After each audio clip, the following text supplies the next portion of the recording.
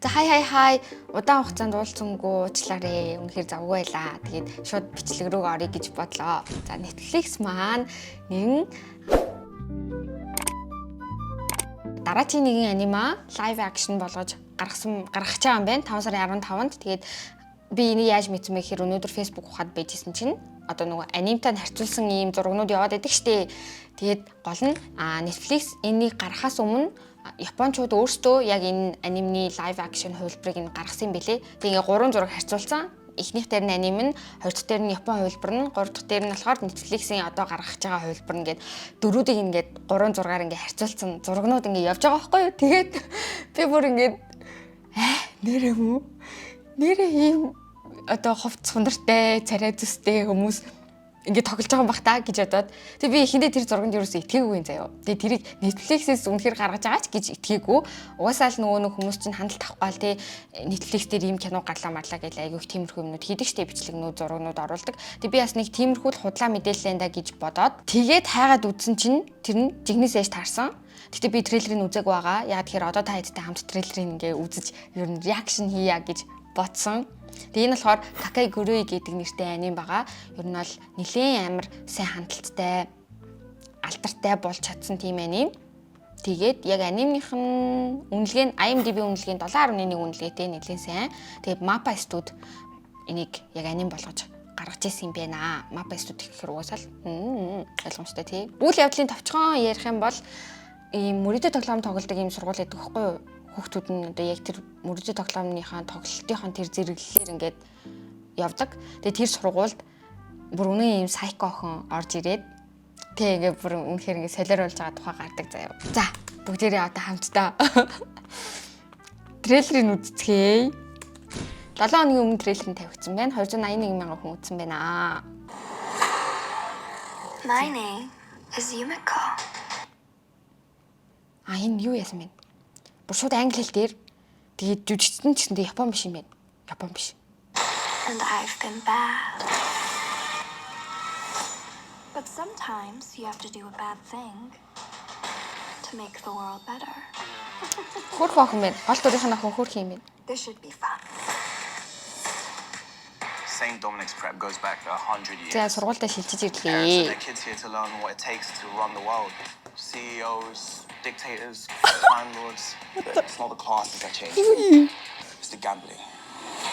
The winning. Oh Top 10 my in God. student council. Тэр артлын болтой хөө арай тэр юм шиг үстэй. And students vanish. Dead, alive, nobody knows. That sounds fun. She's insane. Юу ши? My parents. They went to St. Dominic's. One of these people murdered them. Йой. And I'm gonna find out who. So you're some type of pro gambler, here to beat everyone and take their money. No. Not their money. Юу вэ?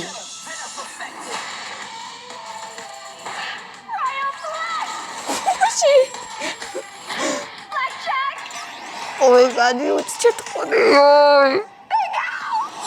In this world, you rule or you obey. At St. Dom's, I make the rules. We're just getting started.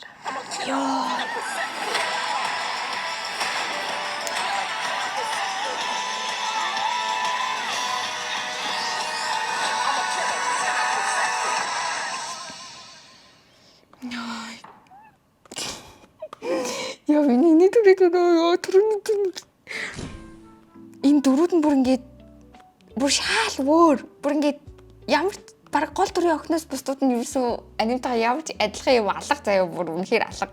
Ер нь бол анимыг хэрвээ ингээд кино болгох гэж байгаа бол нэгдүгээр ийм Европ царайтай тэ ийм Аз биш хүмүүсийг тоглуулах нь юу нээр буруу юм байна. Бүр ингээд ерөөсөө наалтахгүй юм заяа. За тэгэнгუთ эн чинь бас Япончууд нь live action гаргасан байгаа штий. Тэрийг нь харъя. Энэ бүр хамаагүй илүү хөөрх юмс тэр гол дүрийнх нь нэг Япон нөр ярангуут ингэ цаанаа өөр сонсогдоод байгаа байхгүй юу? Нэг л тийм. 本当の勝負ですよ。そしてこの学園を牛耳る生徒会全校生徒の皆さんに代表員 Өө энэ бүр ингээд そうじゃなかった場合、そこ би уус амар баястай андж байгаа хаа ойлгомжтой уусаад хийж байгаа. Юу энэ бүр үнэхээр ルは必要ありません。 үнэхээр гоё харагдчих нэрш. たら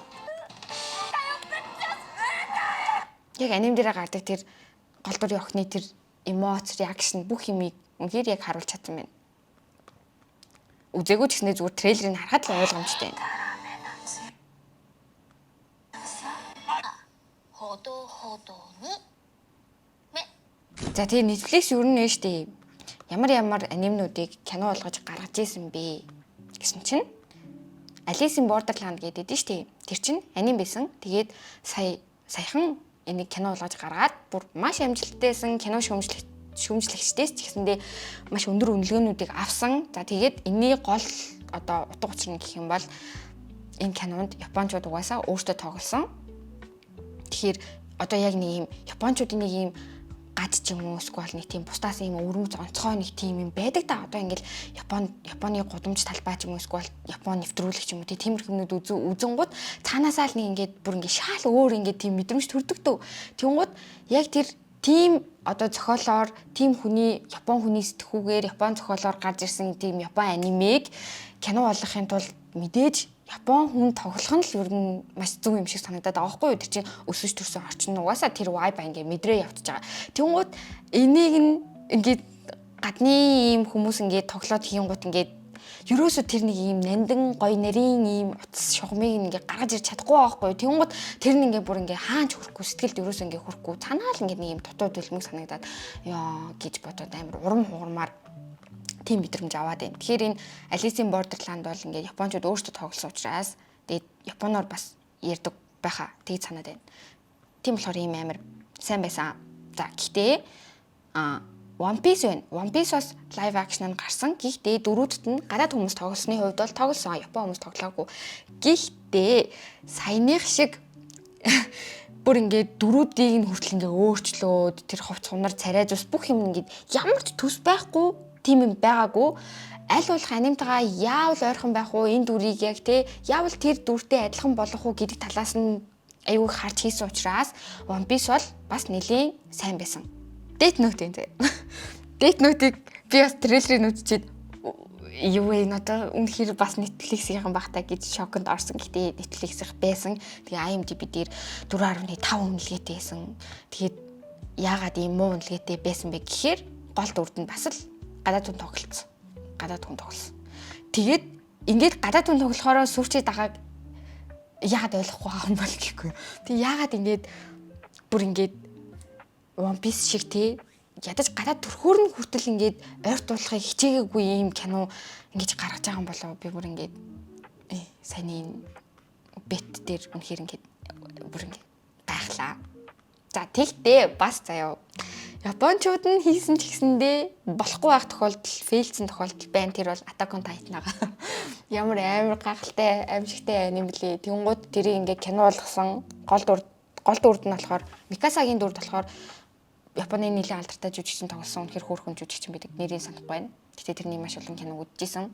Тэгээд гол дүрд нь тийм мундаг жүжигчнээ тоглоод тэр бол яваагүй муу үнэлгээтэй байсан. Надад ч гэсэндээ тэрийг үзэх бас амар хэцүү байсан. Ингээд наалтчихгүй нэг тийм байгаадсэн. Тэнгууд энэ дээрээс яг юу ойлгож болохоор вэ гэхээр дан японочууд нь өөртөө ихээр жоохон кринжтэй тийм байгаад иж магадгүй. Дан одоо Netflix гадаад хүмүүсийг тоглуулаад тэгээд анимтайгаа ч ойртуулахгүй дүр мөрийг ингээд сольж молиол нэг юм жоохон үс гэдгийн ч юм уу тийм нэг юм өөр болгоол тэгээд байнгут бас амжилт олохгүй байна. Тэгэхээр яах ёстой вэ гэхээр яг энэ Alice in Borderland чиг тий One Piece чиг ч юм уу ингээд гол дүрд нь одоо жүжигчдийг энэ Япон байлгаад одоо тэр гол ажлыг хийж байгаа продюсер ч юм уу тий эсвэл CGI-аар юм хийж байгаа ч юм уу мэдгүй тэр бусад зүйлүүдийг Netflix-ээс зохиогоод гардаж дааж аваад ингээд хоёр талын юм хамтарсан юм ингээд байхгүй бол ер нь ингээд маш амжилтгүй сүүрэл тиймэрхүү юмнууд болох гээд байна. Тэгэхээр би одоо хааш Netflix татад зөвлөгөө өгөх байгаа мó хааш. Тэгээ ер нь тийм байна. Бол тийм л дүгнэлтэнд хүрлээ. Нэг бол гол урд нь Японы тоглол. Үгүй бол бити анимны янз янзын юмыг өөрчлөөдөө. Тэгээ дээрэс нь ер нь бол Netflix ямар аним юм лайв акшнаар дутсан биш дээ. Зүгээр хийж чадахгүй байгаа л ер нь тим юм руу гар дүрх ер нь бол хэрэггүй л гэж бодож байна миний хувьд. Тэгээд дараагийн бичлэгээр уулзцгаая. Баярлалаа. Баяртай. Харт шүү.